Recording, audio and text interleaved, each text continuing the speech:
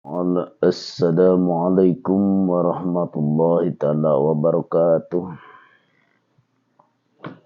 Alhamdulillahi rabbil alamin. Wassalatu wassalamu ala asrafil anbiya'i wal mursalin wa ala alihi wa sahbihi ajma'in. Allahumma aftah baina wa baina qaumina wa anta khairul fatihin. Rabbi shrah li sadri wa yassir li amri wahlul 'uqdatam min lisani yafqahu qawli, amma ba'd. Pemirsa yang dirahmati Allah Subhanahu wa taala, di mana Anda berada, mungkin yang selama ini masih pada tidur atau sudah tidur atau belum bangun atau yang sudah bangun ada di rumah atau di luar rumah. Saya tetap doain semoga dalam lindungan Allah Subhanahu wa taala. Di malam kesempatan ini insyaallah saya untuk membahas tentang masalah pembacaan Al-Qur'an, yaitu di pembacaan surat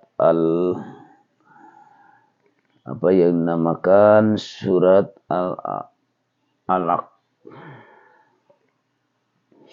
Nah, ini surat Al-Alaq ini menunjukkan Allah itu menyuruh kepada kita tiada lain harus membaca, yaitu ada yang membaca ini ada dikatakan secara syariat, ada juga dibacakan secara hakikat.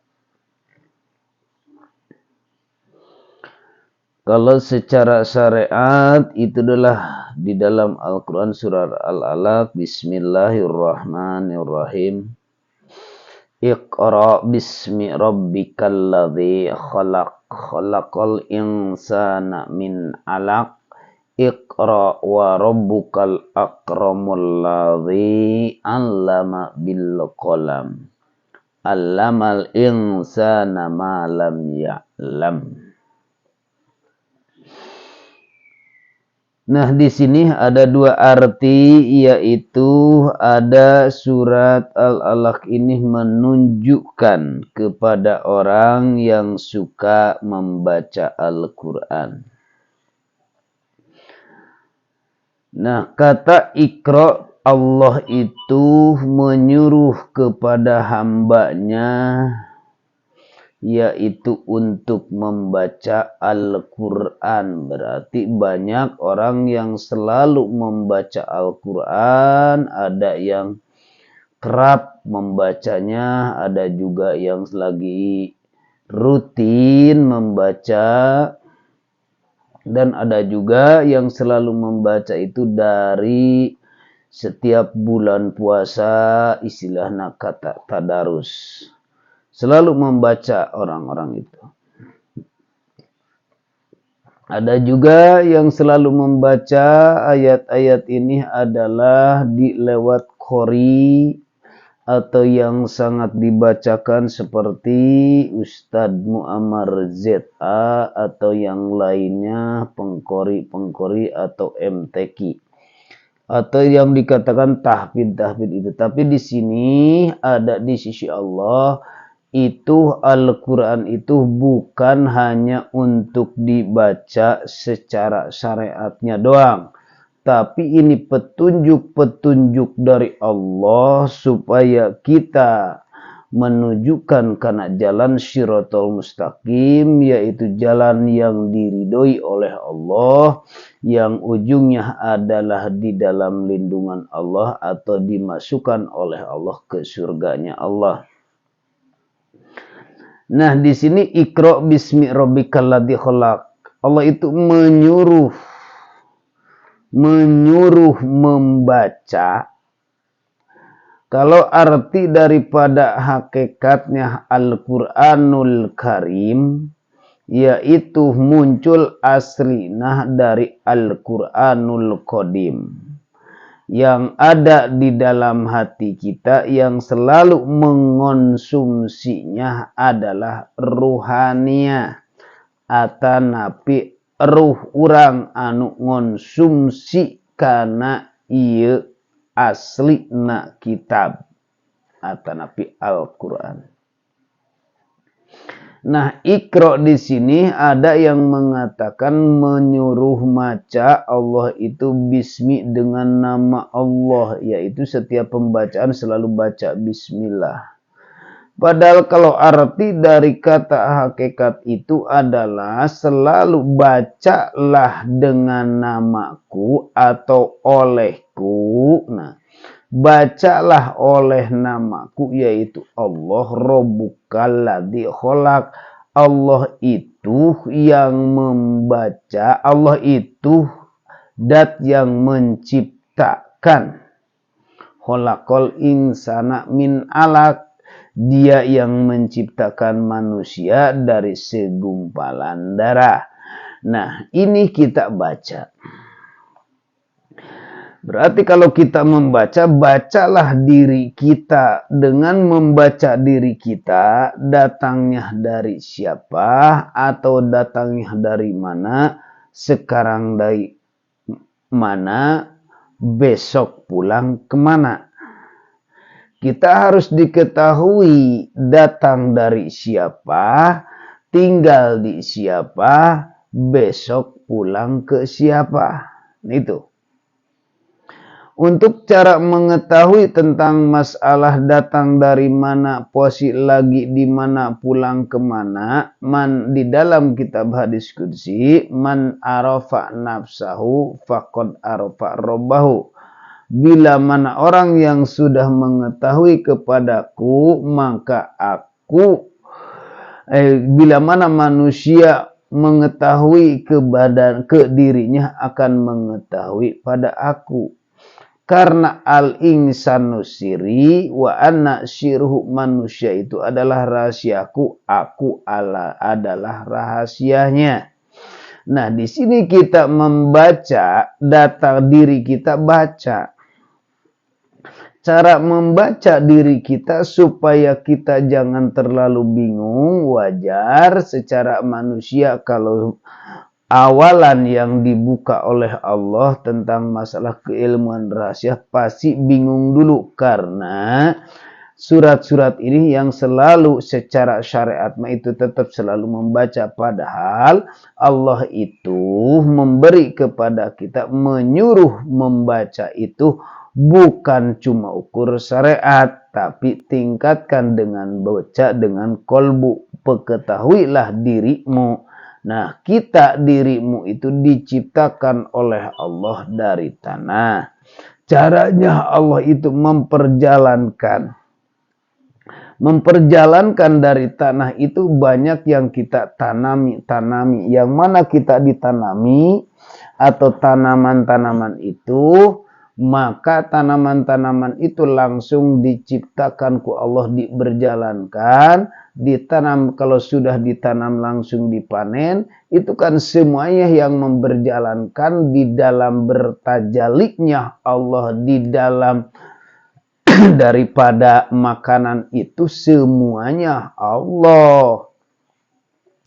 Karena tak mungkin itu tanpa Allah tumbuh-tumbuhan bisa jadi. Tak mungkin itu tumbuh-tumbuhan tanpa Allah bisa berbuah. Tak mungkin itu tumbuh-tumbuhan bisa dimakan hasilnya. Tak mungkin. Karena itu tumbuh-tumbuhan itu diberjalankan oleh Allah secara fisiknya pun. Tanaman ditanam sebenarnya mah oleh yang punya tanaman, oleh yang punya sawah, oleh yang punya kebun. Tiada lain itu bapak-bapak atau ibu-ibu atau termasuk kita. Bisakah kita menanam tanpa Allah? Bisakah kita nanam tanpa hidup? Nah, dia bismi rabbikal ladzi. Alladzi dat khalaq, anu menciptakan. Dat itu adalah hidup. Hidupnya ini adalah hidupnya Allah, tapi hidupnya bukan sifat. istilah nak bahasa kata maha hidup, yang selalu memberjalankan, yang memberi pupuknya siapa, yang menyiramnya siapa, yang mengambil rumputnya siapa, yang mengangkat kepanenannya siapa, yang mengobat harus diobatnya bila mana tanaman itu siapa. Kalau secara manusia memang manusia, tapi manusia tanpa hidup atau tanpa Allah apakah bisa menanam? Tidak, bos. Karena di situ diberjalankan oleh Allah, makanya di situ akan diproses. Inilah tanah Allah ingin menciptakannya, menciptakan badan ini. Allah menciptakannya itu diprosesnya lama kalau secara logika.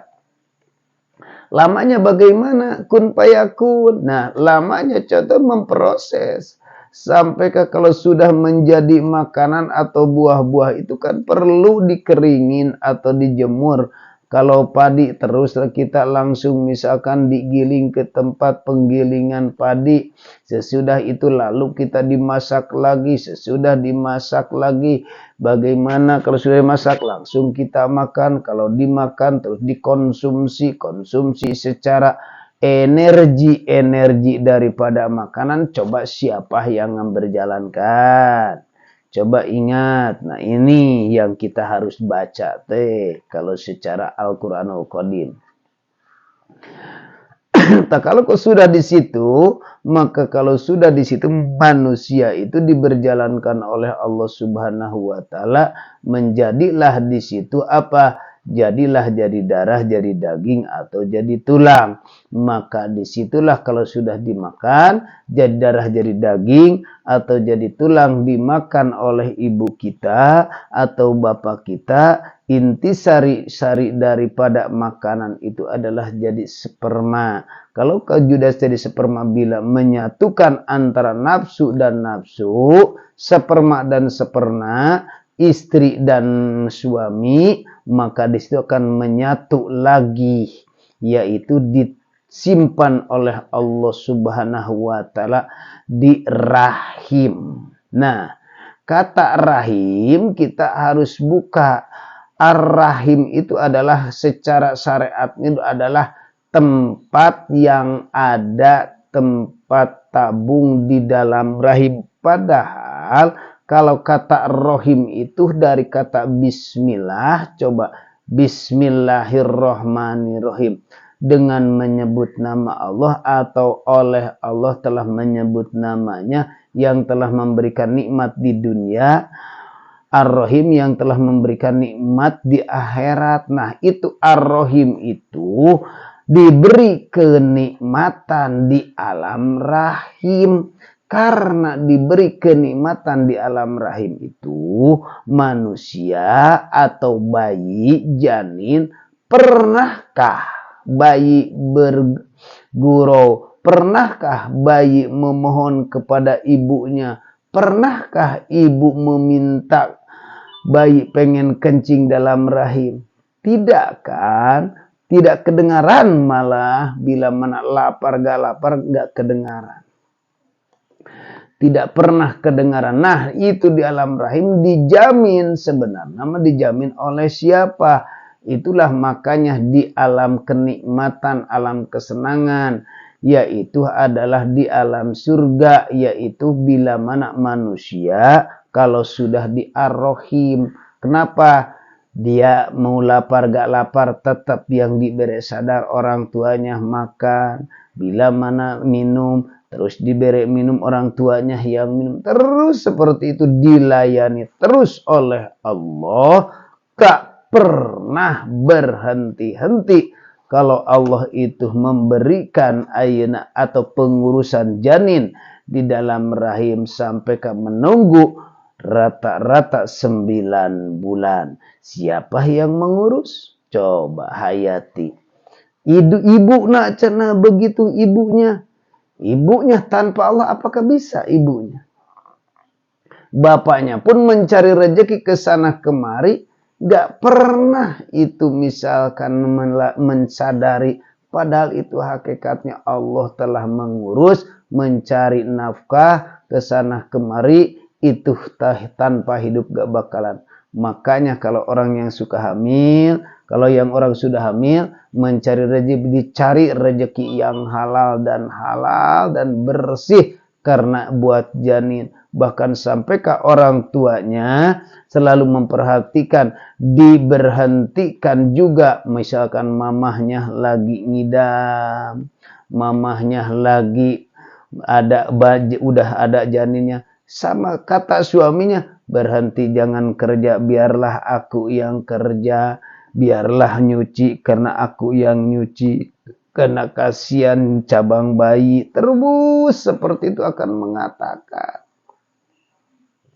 Nah, kalau sudah mengatakan seperti itu, inungnya atau mamanya berhenti di situ bekerja, nyandar. Nah, makanya kalau orangnya sadar pasti banyak berzikir kepada Allah. Kalau sudah banyak berzikir kepada Allah, maka orang itu bayi di dalamnya sehat. Terus benar-benar, maka kita jagalah janin yang ada di dalam rahim. Baru pertama